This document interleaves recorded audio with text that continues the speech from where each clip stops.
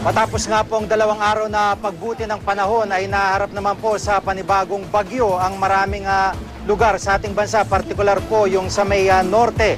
At dito po ang News TV Quick Response Team ngayon sa Kalumpit, Bulacan, kung saan sa likuran ko lamang ito po mismong kabayanan nila ay lubog pa rin po sa tubig baha.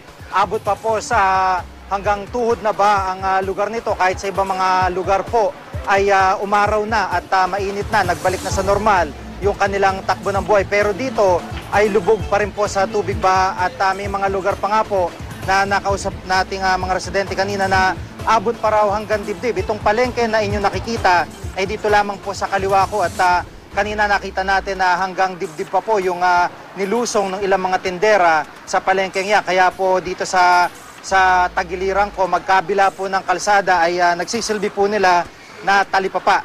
Samantala, umaapila po ng tulong ang mga taga rito dahil sa tansya po nila ay posible pong abutin pa ng ilang linggo ang pagbaha dito. Narito po ang aking report. Hindi pa man nakakaraos sa gupit ng habagat, panibagong dagok para sa mga taga-Kalumpit, Bulacan ang pagdating ng Bagyong Helen. Ito ang itsura ngayon ng ilang kalsada dito sa Kalumpit. Hanggang tuhod pa rin ang baha. Ang ilan, gumagamit pa ng bangka para maitawid lang ang kanilang mga motorsiklo sa loob ng kabayanan. Ang mismong tabing daan, nagsisilbi ngayong palengke ng mga residente. Hanggang dibdib pa kasi ang baha sa loob mismo ng Kalumpit Public Market. Kaya gano'n na lamang ang daing ng mga tendera. Binahaw, hanggang dibdib. Kaya andito kami lahat ngayon. Alam magpapagpwestuhan doon. Kasi masyadong naapektuhan yung trabaho namin kasi imbis na nakakadami kami ng benta, konti na lang po ngayon. Tsaka mas mahirap kasi tingnan nyo naman po yung kalagayan namin dito. Masyadong masaklap.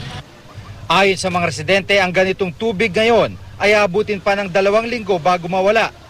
Pero yan ay kung titigil ang pag-ulan at mahinto rin ang pagpapakawala ng tubig sa mga dam. Ang mas malaking problema ay ang mga barangay sa loob ng Kalumpit na malapit naman sa Pampanga River. Pero magtatagal ho yan.